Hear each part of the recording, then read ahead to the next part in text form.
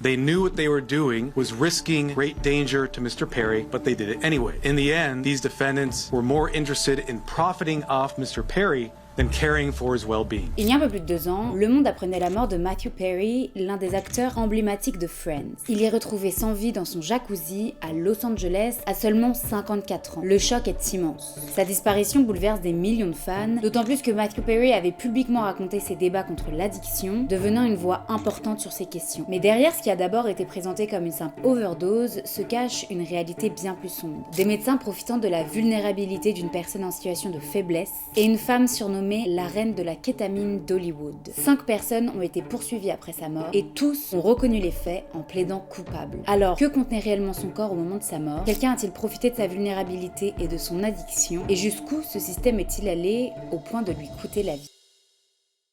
Hello, moi c'est Anaïs, si vous ne me connaissez pas encore, je suis avocate en Californie, mais je suis rentrée en France pour décrypter l'actualité juridique. D'ailleurs, petit point, car vous êtes très nombreux dans les commentaires à vous demander est-ce que je suis vraiment avocate, est-ce que je mens, oui ou non? Pour être avocate en Californie, il faut être inscrite sur le registre des avocats du barreau de Californie, je le suis, et je ne suis pas avocate en France, j'ai fait un master de droit en France, mais je n'ai pas passé le barreau en France, donc je ne suis pas avocate en France, et d'ailleurs, en France, même si on passe le barreau, pour pouvoir dire qu'on est avocat, il faut continuer de pratiquer. Ce n'est pas le cas en Californie, il faut juste être inscrit, payer tous les ans le barreau de Californie. Merci beaucoup à tous ceux qui sont abonnés à ma chaîne YouTube, merci de me donner de la force, de partager mes vidéos, de les commenter. Si vous n'êtes pas encore abonné, je vous invite à le faire. Et d'ailleurs, n'hésitez pas à me dire si vous souhaitez que je parle de sujets en particulier en commentaire, parce que la plupart du temps, les sujets que je traite, c'est des sujets qu'on m'a demandé de traiter. Et maintenant, revenons sur la mort de Matthew Perry.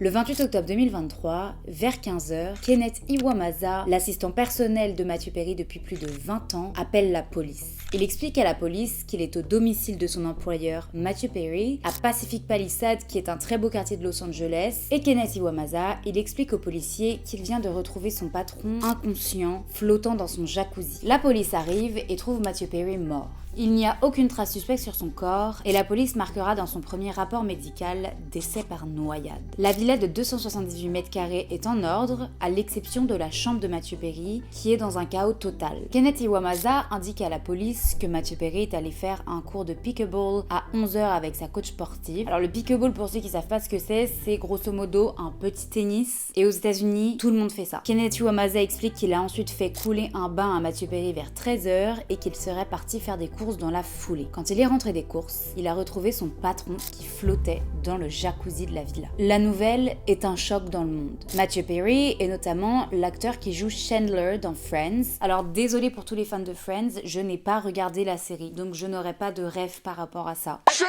on you! Ugly baby judges you! Ses partenaires de Friends ainsi que de nombreuses personnes du monde du cinéma ou de la télévision lui ont rendu hommage et il a été enterré au cimetière Forest Lawn Memorial Park. C'est d'ailleurs là où Michael Jackson est enterré et c'est à Glendale, c'est là où j'ai travaillé pendant 2 ans. Je passais devant tous les jours en roulant. Mais les circonstances du décès de Matthew Perry que l'on découvrira par la suite sont bien différentes. Un mois après le décès, l'autopsie explique que Matthew Perry est en fait décédé d'un abus de kétamine. La kétamine, c'est un médicament qui peut être aussi utilisé comme drogue, qui lui était prescrite pour traiter sa dépression. Il en aurait pris une trop forte dose, se serait évanoui et se serait donc noyé dans son jacuzzi. Mais la quantité retrouvée dans son corps est énorme. Elle correspond d'ailleurs à la quantité qu'il faut pour faire une anesthésie générale. Et pourtant, sa dernière prise de kétamine légale, donc prescrite par des médecins, elle remontait à il y a plus d'1 semaine. Comment c'est possible et qui a fourni cette drogue ?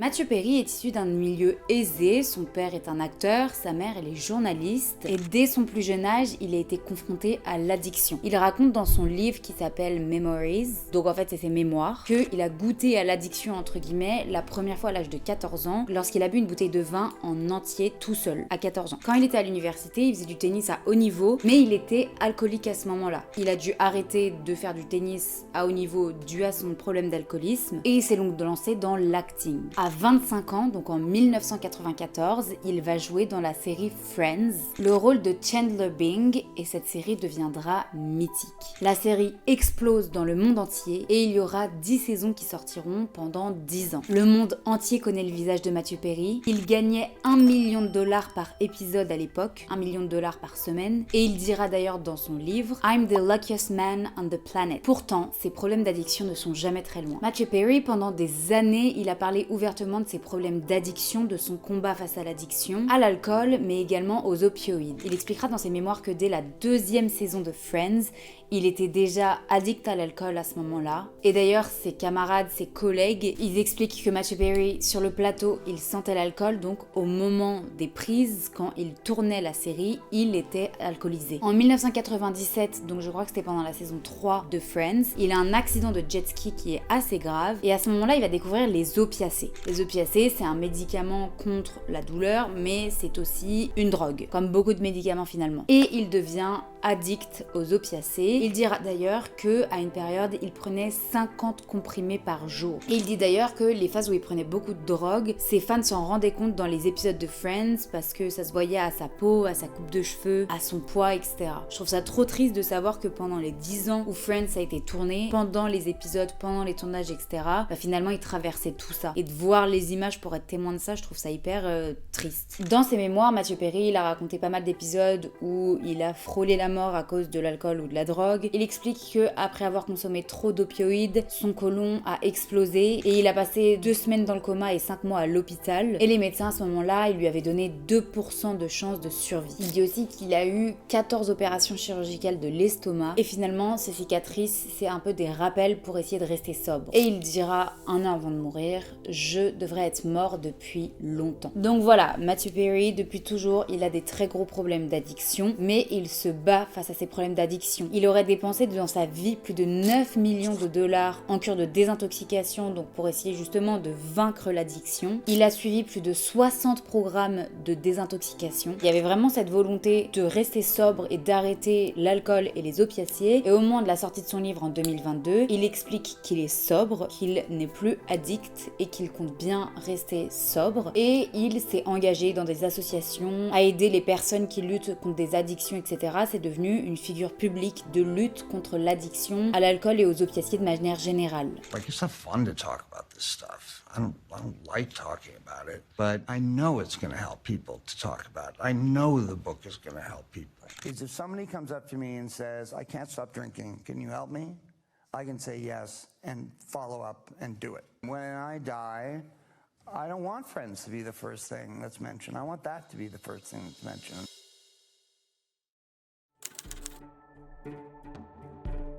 Après la découverte de l'énorme quantité de kétamine dans son corps, une enquête a démarré. L'enquête, elle a été faite de manière discrète, mais elle était en fait énorme, très active et très efficace. En automne 2023, Matthew Perry recevait comme traitement médical pour lutter contre l'anxiété et la dépression des infusions de kétamine. Alors petit point, parce que la kétamine, ça peut être utilisé à des fins thérapeutiques, médicales, et c'est extrêmement répandu aux États-Unis. En fait, on va l'utiliser pour traiter l'anxiété, la dépression, la douleur, etc.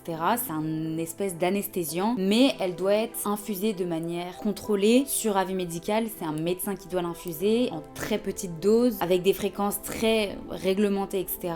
C'est un traitement très encadré. Aux États-Unis, ces dernières années, il y a énormément de cliniques de kétamine qui se sont développées. C'est-à-dire, c'est littéralement des cliniques où il y a des médecins qui vous injectent de la kétamine, et à Los Angeles seulement, il y en a plus d'une centaine. Moi, quand j'habitais là-bas, c'est vrai que c'est quelque chose qui est très répandu, et je connais personnellement des personnes qui prenaient de la kétamine légalement, médicalement parlant. Donc Matthew Perry, il a notamment parlé dans son livre du fait qu'il prenait des infusions de kétamine pour soigner la dépression, l'anxiété, etc.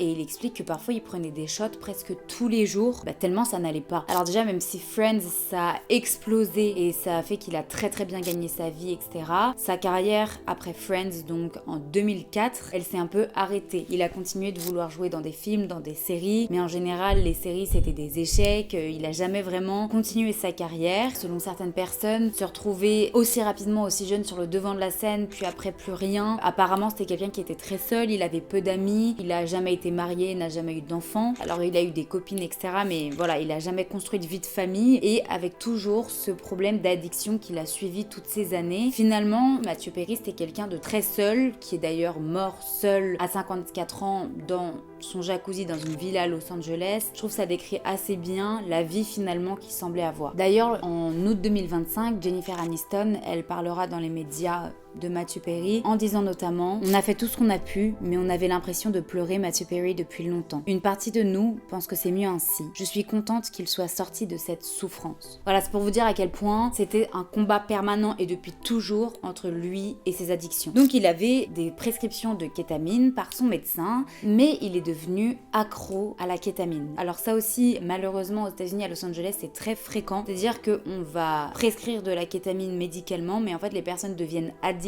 à ça et finalement ça devient une nouvelle addiction après l'addiction. Je connais personnellement quelqu'un qui à Los Angeles était addict à la cocaïne. Il est rentré en centre de désintoxication pour justement ne plus être addict à la cocaïne. Les médecins lui ont donné de la kétamine pour justement calmer les douleurs du corps, etc. Et finalement il est devenu accro à la kétamine. Finalement, quand je discutais avec les personnes qu'on a en commun, en fait c'est quelque chose de très fréquent à Los Angeles et en fait c'est tout un business qui est derrière ça. Et d'ailleurs la personne que je connais, elle est également morte d'un shot de kétamine, exactement de la même manière que Matthew Perry. Donc en septembre 2023, Matthew Perry, il veut plus de kétamine. Il va dans les centres médicaux demander plus de kétamine, mais les centres médicaux lui disent non, c'est trop dangereux. Matthew Perry va alors demander à son assistant de trouver de la kétamine coûte que coûte. À savoir que Kenneth Iwamaza, il avait été engagé en tant qu'assistant personnel de Matthew Perry, justement pour l'accompagner dans ses problèmes d'addiction, veiller sur lui. Et au final, il a dû aller chercher de la drogue pour Matthew Perry. Le football, il a changé. Kenneth Iwamaza a donc trouvé un médecin, le docteur Salvador Plasencia, qui pouvait lui fournir de la kétamine. C'est un médecin urgentiste à Calabasas, mais apparemment il a des contacts et il peut fournir de la kétamine sans ordonnance médicale. L'enquête a révélé que le docteur Plasencia, il se rendait régulièrement au logement de Matthew Perry pour lui donner des shots de kétamine. Les résultats de l'enquête ont montré par exemple que Dr Plasencia a déjà donné des rendez-vous secrets sur des parkings où il attendait Matthew Perry et Kenneth Iwamaza et où il injectait directement Matthew Perry sur la banquette arrière de sa voiture. Un autre jour, alors que Matthew Perry venait de prendre son traitement de kétamine médicale, le docteur Plasencia est arrivé à la villa, a injecté une nouvelle lourde dose de kétamine. L'acteur était glacé, incapable de parler, incapable de bouger. Le docteur et l'assistant ont dû le transporter jusqu'à son lit et selon Kenneth Iwamaza, Plasencia aurait dit « ne refaisons plus jamais cela ». Alors malgré ces événements où on voit très bien qu'il a frôlé une overdose, le docteur Plasencia, il va pas s'arrêter. Il n'agissait pas seul. Il se fournissait auprès d'un confrère, ami, docteur Marc Chavez, qui était un ancien directeur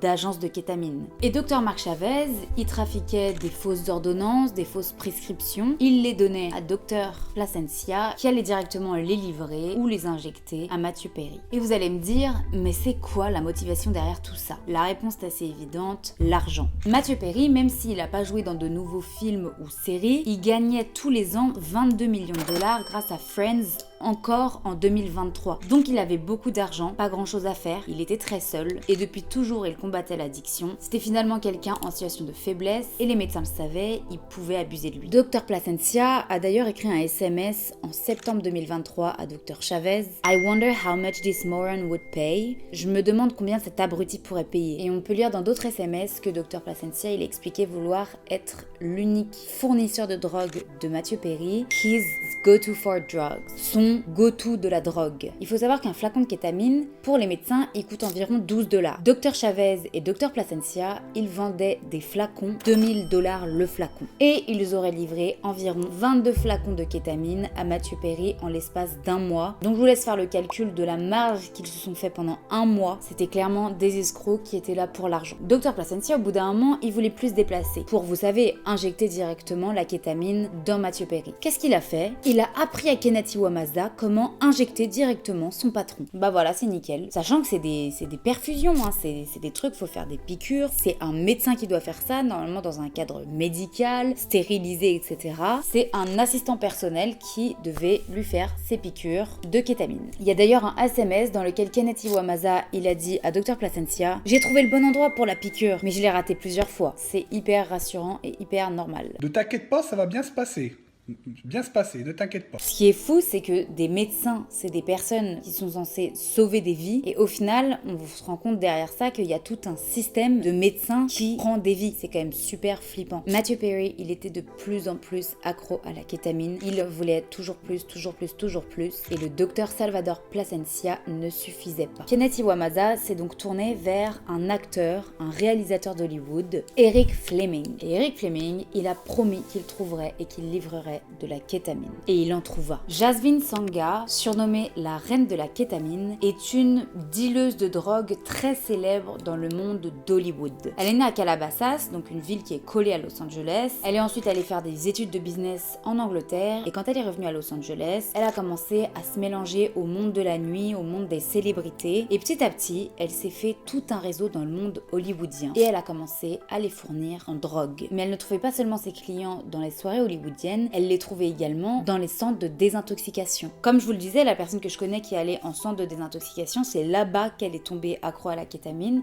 Et en fait, beaucoup de personnes qui vont en cure de désintox, on leur donne de la kétamine pour se soulager. Ils deviennent accros, et ça, les dealers, ils le savent que ce sont du coup des proies faciles entre guillemets. Et donc ils se rendent directement dans ces centres, rentrent en contact avec les personnes qui essayent de s'en sortir et deviennent leurs fournisseurs de kétamine pour quand ils sortent des cures de désintox. C'est tout un système. Hein. Voilà, moi je sais que vraiment quand j'y étais, j'arrivais pas trop à comprendre comment c'était possible, mais c'est connu, c'est comme ça fonctionne comme ça, les gens le savent, c'est assez flippant et injuste au final de se dire qu'on va payer une fortune pour aller en désintox, pour qu'au final ils savent tous derrière, il y a un petit système derrière, ils vont nous rendre addicts à une autre drogue pour continuer à nourrir ce système-là.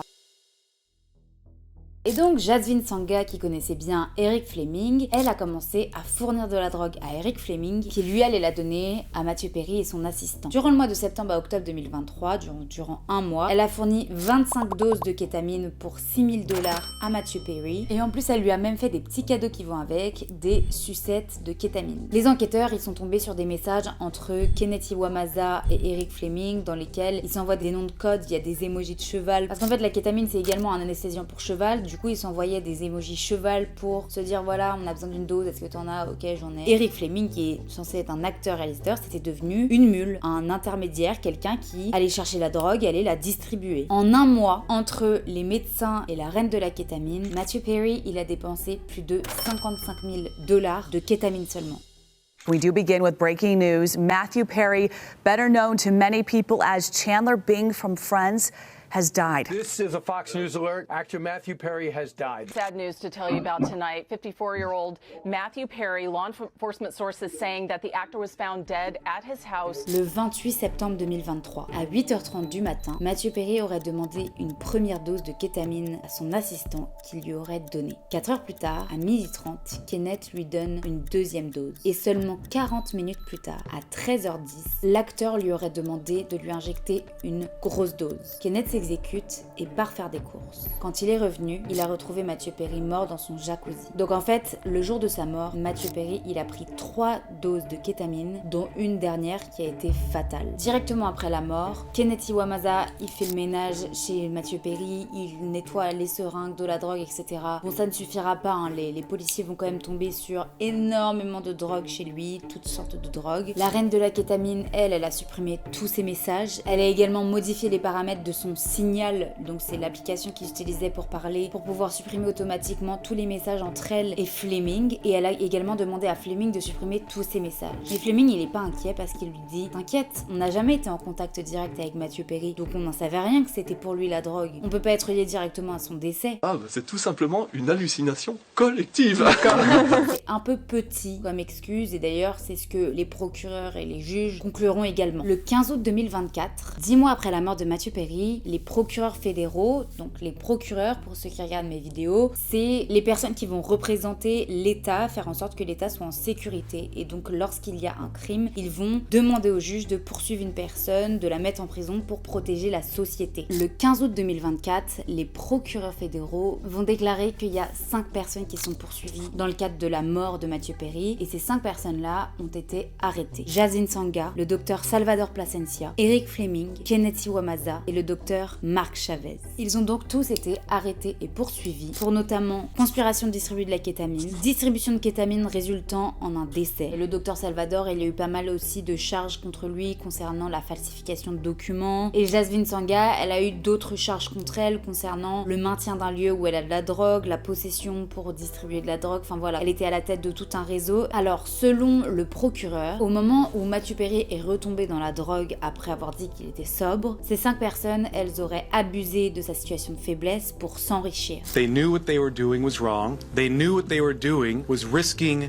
great danger to Mr. Perry, but they did it anyway. In the end, these defendants were more interested in profiting off Mr. Perry than caring for his well-being. Ils sont tous co-responsables de ce qui a entraîné au décès de Matthew Perry. Et finalement, c'est un peu comme la mort de Michael Jackson. Je sais pas si vous aviez suivi, mais Michael Jackson, c'est exactement pareil. C'est des médecins qui se sont enrichis sur son dos, qui ont prescrit énormément de médicaments. Il est mort seul chez lui suite à une dose de médicaments. Finalement, quand il y a des personnes qui sont assez instables émotionnellement parlant, qui sont extrêmement riches, qui a de l'argent à prendre, le système et notamment certains médecins sautent un peu sur l'occasion pour pouvoir s'enrichir au dépit de la santé et même de la vie de la personne. Alors on peut se dire déjà comment légalement on peut prouver qu'ils sont tous responsables, parce que par exemple Kenneth Iwamaza, lui, il a directement injecté la substance, mais par exemple les autres ils l'ont pas fait. Quand tu es co-conspirateur, et ici ils sont poursuivis pour notamment la conspiration de distribuer de la kétamine qui a entraîné la mort, ils sont tous responsables des actions des uns des autres. Comme ils se sont tous mis d'accord et ils ont tous un peu parlé entre eux pour avoir de la drogue, fournir de la drogue à Matthew Perry, ils sont tous responsables de l'acte de Kenneth Iwamaza qui a été de insérer la drogue dans son corps. Et ensuite, pourquoi ils n'ont pas été poursuivis pour meurtre? Parce qu'en fait, dans le droit américain, d'ailleurs c'est pareil dans le droit français, dans la définition légale du meurtre, il faut la volonté de tuer ou alors de faire extrêmement mal à la personne. Et en fait, quand on fournit de la drogue, c'est très dur à prouver qu'il y avait une volonté de tuer. D'ailleurs, quand j'étais avocate,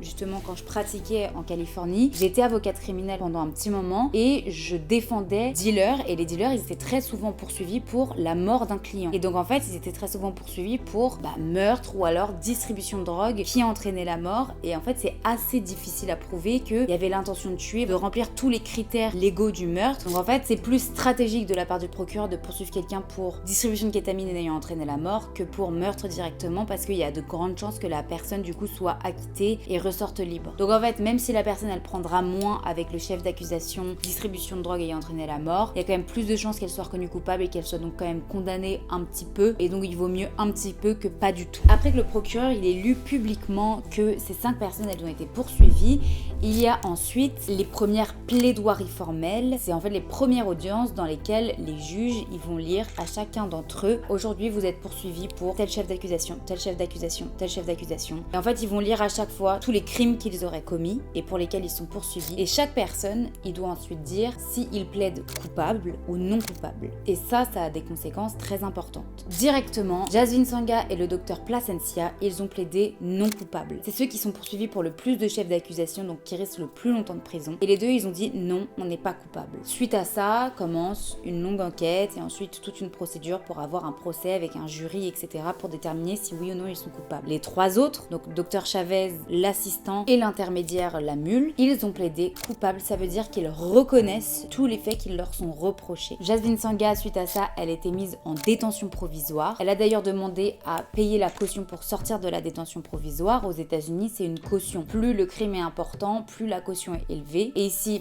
forcément, c'est une très grosse dealeuse d'Hollywood, donc elle a beaucoup d'argent. Elle a demandé à payer la caution, ça lui a été refusé. Et ça, c'est assez rare, hein. Il faut vraiment des raisons particulières pour refuser la sortie sous détention provisoire avant le procès. Et en fait, il faut pas oublier que Jasvin Sanga, elle a un portefeuille de clients qui prennent de la drogue à Hollywood énorme. énorme. Elle a des informations sur tout le gratin du gratin d'Hollywood. Elle sait exactement qui prend quoi, qui fait quoi d'illégal, etc. Donc les procureurs, ils se sont peut-être dit, faut pas qu'on la laisse partir parce que justement, on a moyen de négocier. Elle a beaucoup d'informations qu'on aimerait connaître. Nous, voilà, on sait qu'elle a quelque chose à nous demander. Bah, si elle nous donne des infos, peut-être qu'on va réussir à se mettre d'accord, qu'elle plaide coupable et finalement qu'on réduise sa peine. Et c'est finalement ce qui s'est passé puisque un an plus tard, en juillet 2024, Jasmine Sangha a fini par plaider coupable et reconnaître tous les chefs d'accusation qui lui sont reprochés. Mais pas seulement Jasmine Sangha, et également le docteur Plasencia qui avait lui aussi plaidé non coupable. Il a fini par plaider coupable également en juillet 2024 en reconnaissant tout ce qui lui a été reproché. Et il n'y aura donc pas de procès. Parce qu'aux États-Unis, quand on est poursuivi pour avoir commis un crime, l'intérêt de plaider coupable, en fait, c'est une négociation entre le juge et nous. C'est-à-dire qu'on dit voilà, ok, je vous dis, ok, c'est bon, j'assume, j'ai tout fait, mais en échange, je vais avoir une peine extrêmement réduite. Ça veut dire qu'il n'y a pas de procès comme on l'entend avec 12 jurys, avec toutes les preuves qui sont montrées, etc., toute la démonstration de preuves, de témoignages pendant des semaines, voire mois, parce que ces preuves-là, elles sont montrées pour savoir si oui ou non la personne est coupable, et à la fin, c'est les jurys qui votent si oui ou non ils pensent que la personne est coupable. Là, ici, les 5 accusés, ils ont dit oui, on est coupable, donc on n'a pas besoin de discuter de ça. Les seules audiences qu'il y aura et qu'il y a eu, ce sont des audiences de condamnation, c'est-à-dire c'est pour voilà, maintenant t'es coupable, quelle peine on va te donner. Au début, il y a le procureur qui va demander une certaine peine, ensuite il y a la défense qui va venir témoigner, il y a les victimes qui vont également venir témoigner en disant voilà à quel point ça nous a atteint, etc. Suite à ça, le juge il va estimer une peine qui sera bien moindre. Donc c'est très rapide, hein, ça dure même pas une journée, ça dure quelques heures maximum et ensuite la peine elle est prononcée. À savoir que Jasmine Sangha et Salvador Plasencia, ils risquent tous les deux la prison à vie, alors que les 3 autres, ils risquent entre 1 et 25 ans de prison, donc ils risquent moins, puisqu'ils ont été poursuivis pour moins de choses. 3 décembre 2025 a eu lieu la première audience de condamnation et c'était l'audience du docteur Salvador Plasencia. Donc durant l'audience, l'accusation l'a décrit comme un dealer à blouse blanche. Il y a également les familles, donc les parents de Matthew Perry qui sont venus témoigner en expliquant que c'était docteur Plasencia qui était responsable de la mort de leur fils, qu'ils ont exploité sa vulnérabilité et le docteur Plasencia, en larmes, il a expliqué ses remords en expliquant qu'il acceptait pleinement sa responsabilité et qu'il aurait dû protéger effectivement l'acteur. Le juge l'a condamné à 30 mois de prison fédérale, donc comme c'est un procès fédéral, c'est une prison fédérale. 30 mois, ça équivaut à 2 ans et demi de prison ferme, assorti de 2 ans de liberté surveillée, c'est-à-dire qu'en sortant de prison, il aura une espèce de liberté surveillée, il devra aller pointer au commissariat, il devra faire pas mal de choses, etc. pendant 2 ans encore. Et en plus, il a eu une amende de 5600$. C'est assez moindre par rapport aux bénéfices qu'il s'est fait. Et voilà, il risquait la prison à vie et en fait, de plaider coupable, ça vous montre à quel point ça réduit considérablement la durée de la peine. Ses avocats ont déclaré qu'il acceptait la sentence avec humilité et un profond remords, insistant sur le fait qu'il n'était pas un méchant, mais un médecin compatissant ayant commis de graves erreurs et rappelant qu'il avait déjà perdu sa licence médicale, sa clinique et sa carrière. Dr Chavez, lui, a eu son audience le 17 décembre 2025, à savoir qu'il a également perdu sa licence au moment où il a plaidé coupable. Les deux ne peuvent plus pratiquer dans tous les cas. Il était condamné, lui, à 8 mois d'assignation à résidence, ça veut dire qu'il ne fera pas de prison en prison, il fera la prison de chez lui, et il doit également effectuer 300 heures de travaux d'intérêt généraux. Donc voilà, Dr Chavez, il était un petit peu plus en retrait par rapport à Dr Plasencia, il lui fournissait des faux certificats, mais voilà, il est jamais allé procurer de la drogue directement, il s'est pas impliqué plus que ça non plus, c'est pour ça qu'il a pris beaucoup moins que Dr Plasencia. Et les 3 autres, donc Kenneth Iwamaza, Eric Fleming et Jasmine Sangha, ils n'ont pas encore été condamné. Kenneth Iwamaza, il a eu son audience le 14 janvier 2026. La durée de leur peine devrait arriver d'ici quelques semaines, donc très rapidement. À savoir que Jasmine Sangha, elle est encore incarcérée en prison en attendant son audience. Son audience va déterminer la durée de sa peine de prison. Mais dans tous les cas, les 5 ont plaidé coupables, donc sont coupables d'avoir distribué la kétamine qui a entraîné la mort et de s'être enrichi sur la santé et la vie de Matthew Perry. Merci d'avoir regardé cette vidéo jusqu'à maintenant, j'espère qu'elle vous aura plu. Et si elle vous a plu, n'hésitez pas à aller regarder ma dernière vidéo concernant les procès de Brigitte et Emmanuel Macron contre Candace Owens aux États-Unis. Je vous laisse me dire ce que vous en avez pensé et merci beaucoup et gros bisous!